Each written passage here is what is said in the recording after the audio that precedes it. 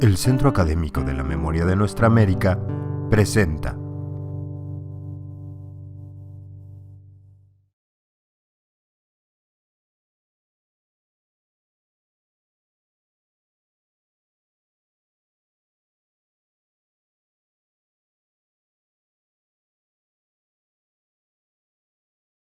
Muchas gracias a las compañeras y compañeros de las instituciones citadas que se han lanzado a esta aventura en plena pandemia de convocar, me siento muy agradecido, muy honrado por esta convocatoria, a conversar sobre, y lo voy a poner en verbo, este acto de memoriar.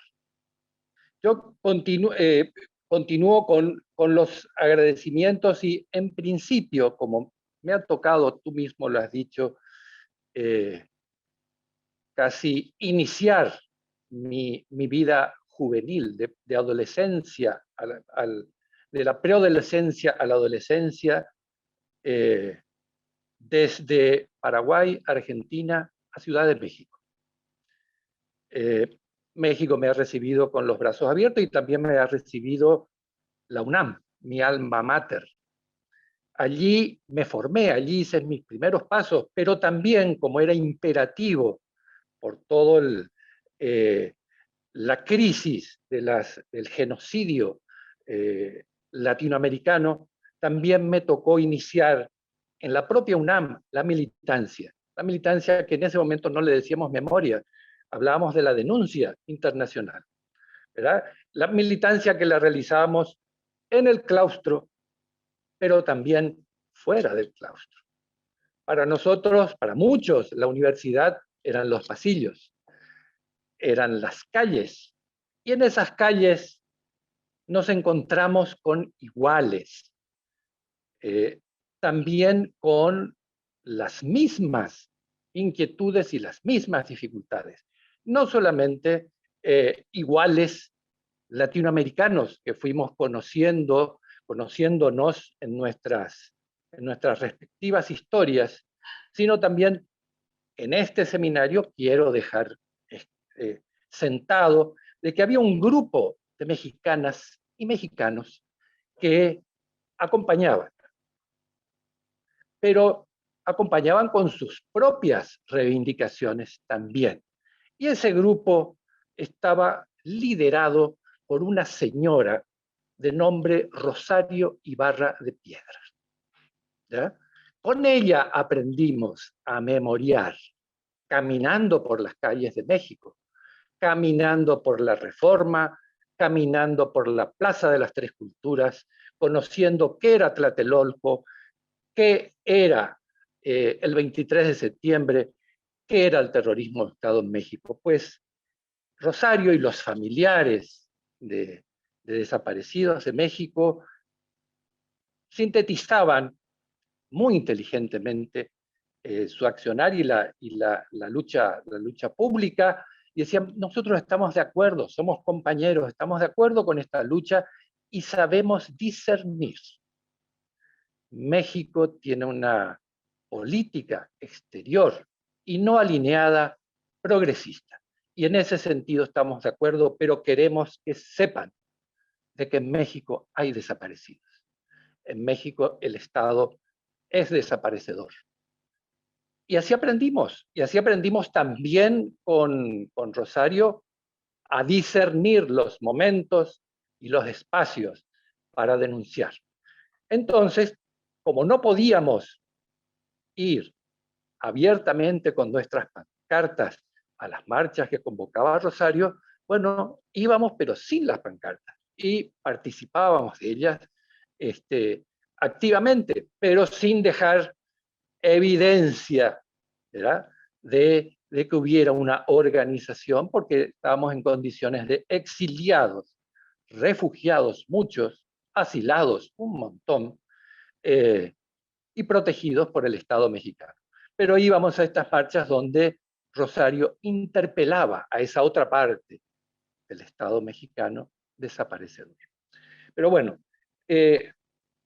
no quería dejar pasar esto.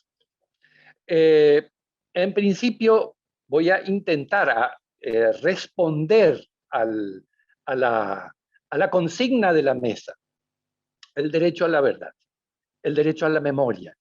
Y también tratar de responder ya, yo creo que hay algunos intentos de respuesta, o por lo menos voy a sumar preguntas a las preguntas de Beatriz y Tania.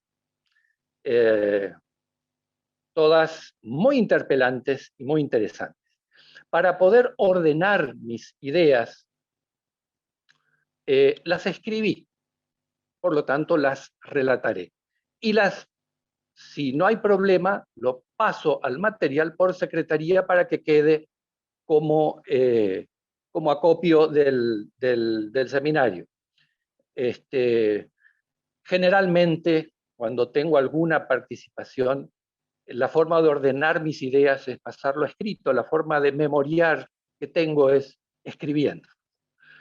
Entonces, pasaré inmediatamente a estos minutos que me han concedido y mi exposición la denomino La memoria, un río que fluye. Y para ello convoqué, para que me represente, al dramaturgo italiano Luigi Pirandello, quien dice: la conciencia no es más que otras personas dentro de uno. Y sobre eso vamos a hablar. Pensando en simultaneidades, la memoria, un río que fluye entre disputas y territorios simbólicos, entre genocidios y negaciones, entre luchas por nuestra identidad, nuestra autodeterminación, nuestra diversidad como latinoamericanos, por el derecho mismo a espacios de lucha permanente. Es un derecho no solamente obtener verdad y justicia, sino ganar los espacios de lucha permanente. Y todo esto en pandemia potenciados, una lucha entre pasado no resuelto y un presente acuciante. Nos reconocemos memoriando en demandas individuales y colectivas por verdad y justicia de ayer y hoy imbricadas. En este proceso no nos vemos más que imbricando y juntando las demandas. Y hoy los escenarios indudablemente se amplían, pues a los afectados del terrorismo de Estado del siglo XX, del proceso de Guerra Fría. Hoy se suman nuevas luchas simbólicas acerca de los genocidios, incluso acerca de los genocidios de nuestra América originaria y colonizada, contra las desigualdades neoliberales y pandémicas, por la visibilización de la diversidad, contra la violencia de género, todo a velocidad de estas redes, sin intermediación, en directo, en simultáneo, y las demandas de hoy incorporan, por suerte, la memoria de nuestro pasado reciente. Esto lo puedo decir que hoy está ocurriendo en Asunción. Hoy la disputa política del hoy, por suerte, incorpora la memoria soterrada de 74, 80 años de lucha antidictatorial. Y eso es algo muy importante. Por lo tanto, hablamos de territorio, hablamos de disputas y hablamos de esta compulsa de las memorias, se presentan como una tarea siempre inconclusa, haciendo una figura gráfica tras un horizonte infinito que se aleja a medida que avanzamos. Hablamos de esta nuestra memoria del pasado reciente latinoamericano común frente a atroces delitos de lesa humanidad perpetrados en nombre de la seguridad de un Estado impuesto, en nombre de un progreso y una democracia para otras latitudes, pero que hoy se incorpora a otras inconformidades, otras inequidades que sacuden a nuestros estados y a nuestras sociedades.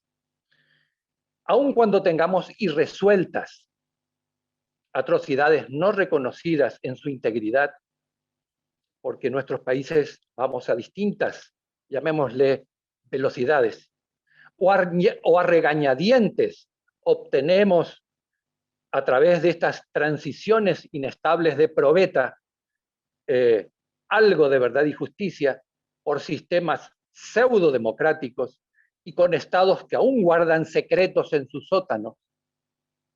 No hay estado que no tenga secretos en sus sótanos. A la espera de un retorno autoritario. No es simplemente el hábito de guardar, esperan ser usados en algún momento. Y esto tiene que ver con lo planteado por Beatriz y Tania. Bueno, ¿qué hacer con esos sótanos? ¿Qué hacer con esa memoria? ¿Qué hacer con esos archivos? Y sobre todo, con esos sótanos antidemocráticos que habitan nuestros estados. Con esos estados que aún guardan secretos en sus sótanos a la espera. Por ejemplo, hoy en Brasil del 2021 hay una reivindicación de Estado a los torturadores de la Guerra Fría. En Paraguay hoy gobiernan los hijos de jerarcas del fascismo autóctono y tropical.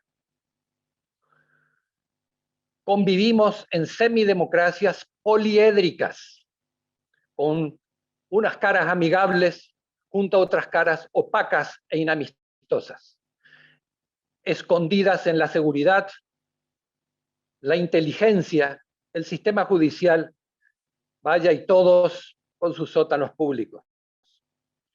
Mientras hablamos de la memoria como un derecho fundamental de los pueblos, que deben ser garantizados por el Estado reformado y garante,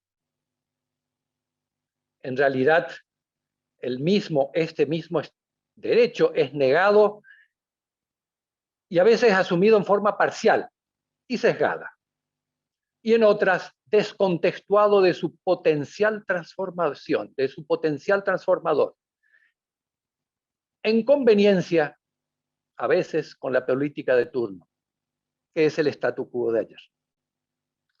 Vivimos una ida al pasado y en el presente en la política continua. Nada es más difícil e intolerable para un Estado rígido y renuente que asumir su responsabilidad ante acciones atroces, inexplicables, y condenarse a sí mismo a recordarlo siempre como única garantía conocida de no repetición. En este orden, el derecho a la memoria, el primer tema interpelante de esta mesa, nos costará abordarlo en forma aislada. Y muy por el contrario, podemos asomarnos si lo abordamos en forma simultánea, transversal e indivisible junto a la verdad y la justicia de mano del movimiento ciudadano actual. Junto a la búsqueda de respuestas comunitarias y públicas aceptables frente a las consecuencias irreparables de graves y gravísimas violaciones de lesa humanidad perpetrados en un pasado reciente inconcluso, irresuelto y por tanto inadmisible, debemos caminar junto con nuevas demandas del hoy que se acumulan, importancia y urgencia acumuladas. Un pasado reciente, irreparable, por cierto, se encuentra en la acción de memorialización permanente. Y ahí vengo al verbo memoriar. Un imperfecto pero real reaseguro de no repetición. No hay otra garantía más que la militancia diaria y permanente de memorialización. Así como un llamado de atención permanente frente a un presente inestable con posibles y reales retrocesos, producto de una desigualdad sistémica, ayer sostenidas por el terror y hoy amenazadas por campañas de odio. Nuestro continente está plagado de campañas de odio. Lo vemos en todo el territorio. Y con permiso voy a citar, en la Argentina hay antivacunas, terraplanistas, que reverencian el terrorismo de Estado con bolsas mortuorias de símbolos futuros, de simbólicos futuros desaparecidos. Un ataque simbólico directo, mientras que en Colombia los asesinatos de liderazgos sociales se cuentan por hora, mientras que en Manaos el aire falta y los óbitos se cuentan por minuto. En Paraguay conservador, por décadas, hoy ríos de marchas exigen el fin de un régimen con raíces en el terror. ¿Cómo memoriar en este escenario si no es de la mano de las urgencias actuales, a pesar del Estado? A veces con el Estado, pero si el Estado no está, a pesar del Estado, y si el Estado está en contra, que sea en contra del Estado. El derecho a saber es el segundo mandato de esta mesa. Si queremos saber, tenemos también el derecho a testimoniar. En este tránsito de la reparación y reconstrucción de identidades, el derecho a saber lo hallamos íntimamente relacionado a otro derecho, que es el derecho a testimoniar y ser escuchado,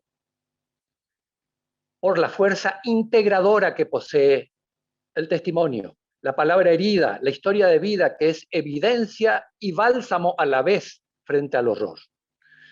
Existe una histórica exigencia al Estado y a la sociedad por parte de los colectivos de derechos humanos, de afectados o de familiares de afectados, para un acercamiento de la mayor porción de verdad posible, desde los múltiples sótanos del Estado y sus archivos secretos, para con ellos acceder a la vez, con la evidencia, a la mayor justicia aceptable y posible en un tiempo razonable.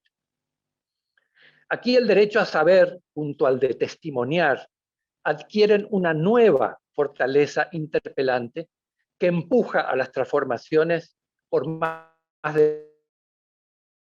derechos. Los guiones, por el contrario, aquellos guiones que estén despojados de este inquietante desafío del testimoniar, puede perecer o esterilizarse como un ritual vacío, burocrático o cooptado por algún Estado.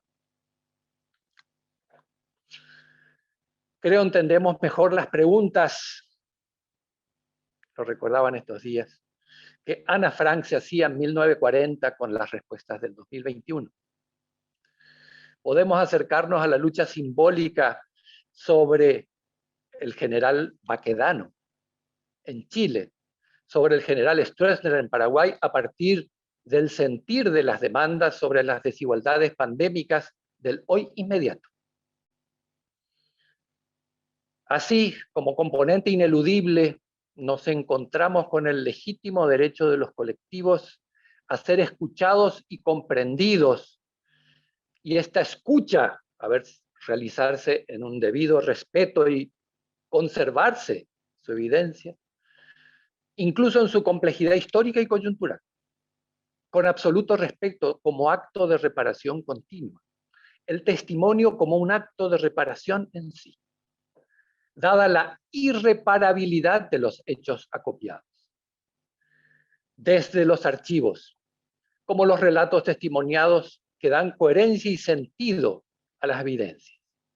Es la gran oportunidad de integrar garantías para una cultura democrática y de paz, con pleno disfrute de los derechos humanos desde una perspectiva de memoria activa, que respete el derecho reciente e interpele a los sectores y desafíos del presente. Si no lo puede hacer el Estado, pues que lo haga la universidad, de la mano del movimiento social. Y para ello es imperioso que el Estado democrático esté más que atento, a la vez que garantiza verdad y justicia, preserve sitios de memoria, genere espacios de memorialización, así como centros de investigación de gestión social abiertas a las sensibilidades y desafíos del pasado reciente y del presente inmediato. Y esté preparado con flexibilidad para recibir interpelaciones. Y vemos que no siempre los estados sueltan la rienda, al riesgo de la museificación se puede sumar la manipulación de los guiones. Solo la interpelación del estricto presente es una buena medida para las necesarias resignificaciones y señalizaciones en el imaginario simbólico cambiante. Nuestros símbolos no son los mismos de hace 20 años. Hoy tenemos tenemos la posibilidad de sumar interpelaciones nuevas. Y de allí el concepto de memoria viva. Mientras militamos, como había dicho las compañeras, memoriar es militar. Interpretamos, nos vamos al cubículo a interpretar, pero también vamos a interpelar nuevamente al Estado. La lucha permanente por la verdad y la justicia y la memoria como derechos fundamentales, indivisibles, son a la vez un escenario de enfoques multidisciplinarios que interpelan, tensionan, se entrecruzan y complementan en su análisis con diversas disciplinas y saberes: la historia, el derecho, la antropología, la cultura, la sociología, la ciencia política, y también en sus diferentes ámbitos de acción que impactan en la militancia diaria. Porque los derechos humanos se militan, se conquistan, se defienden, se arañan. En la denuncia frente a los retrocesos y complejidades del presente, en la exigencia de acceso a la justicia ante desafíos del pasado y el presente, memoria y actualidad sin tapujos, pasando por la investigación de campo y académica, por la universidad, como decía Tani, hasta llegar a los gabinetes de diseño de las políticas públicas basadas en estos derechos, como también decían las dos compañeras. En realidad estoy tratando de decir poéticamente lo que ustedes ya lo han dicho, mis queridas compañeras.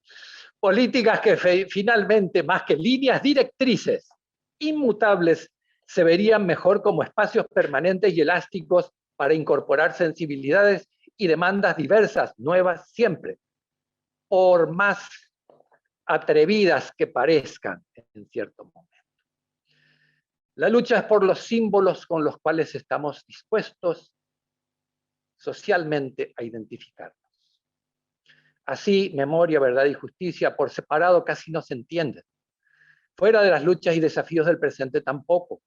Es un casi imposible por su intrínseca interacción temporal y enfoque multidisciplinario.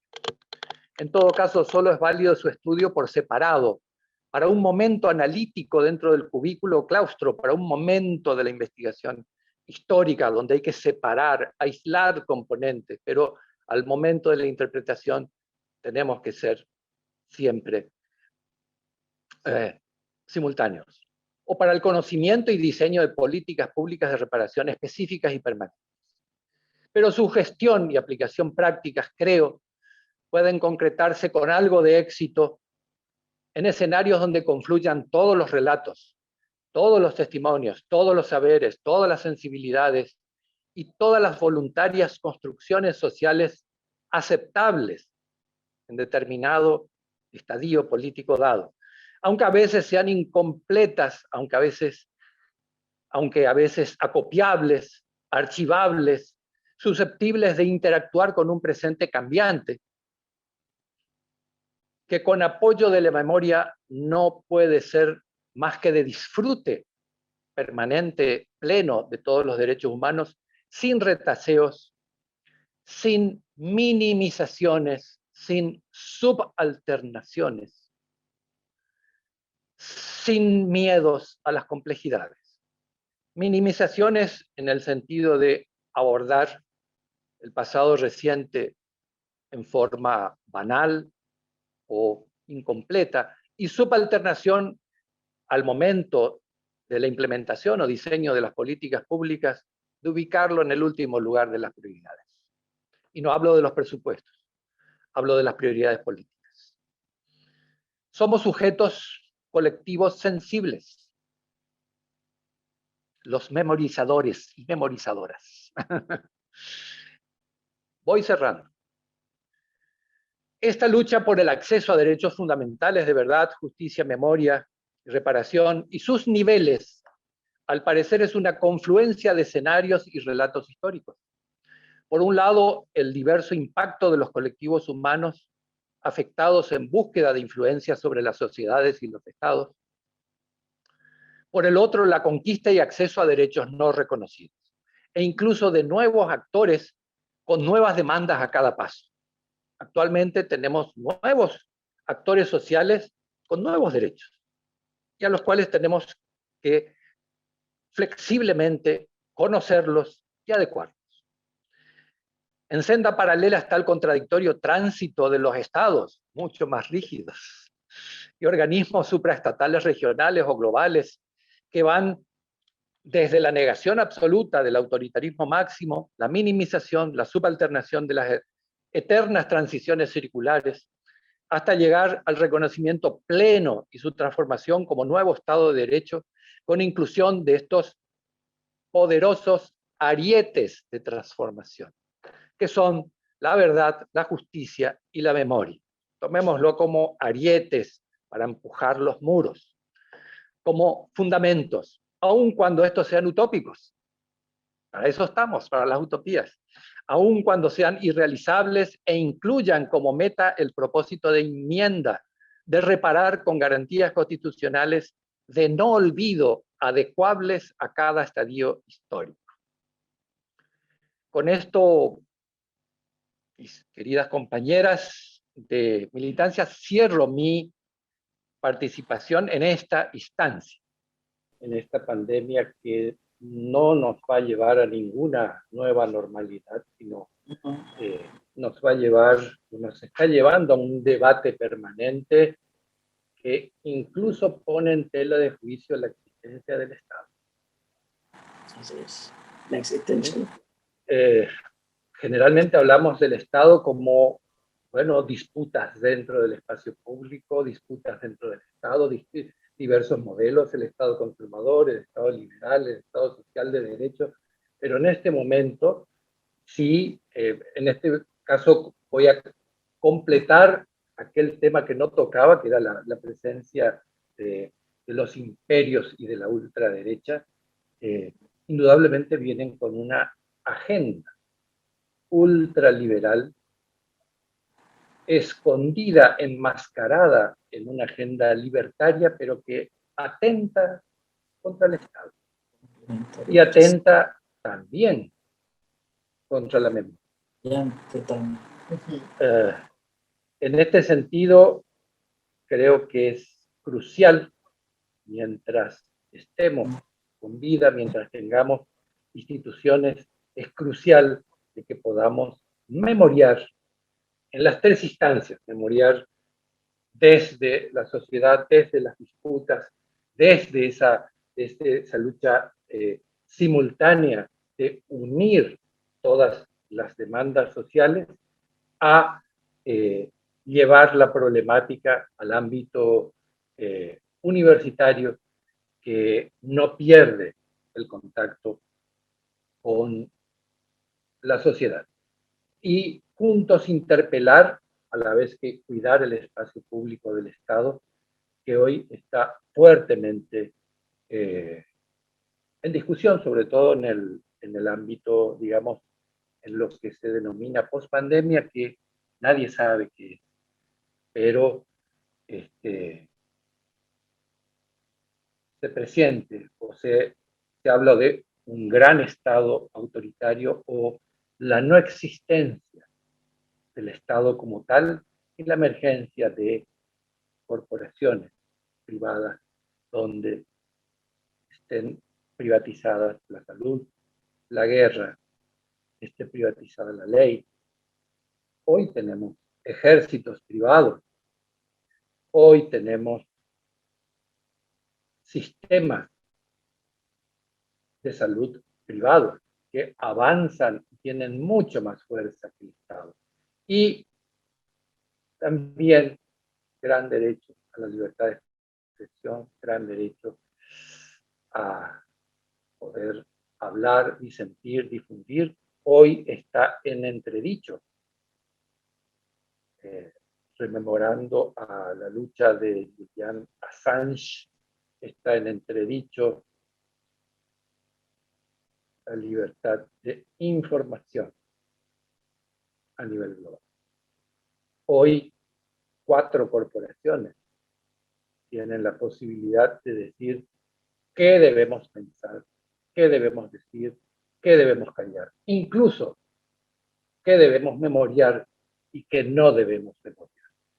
Si hoy te pasas de la raya, una corporación te deja fuera.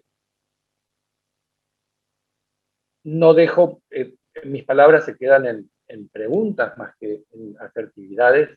bueno, hacer un llamado, felicitar el seminario y hacer un llamado a seguir construyendo redes de memoria en todos los niveles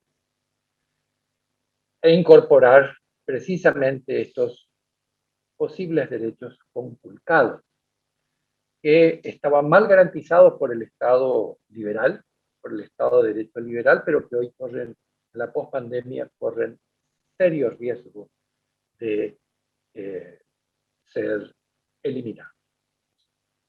Sobre todo en esta nueva gobernanza mundial de corporaciones privadas. Nada más.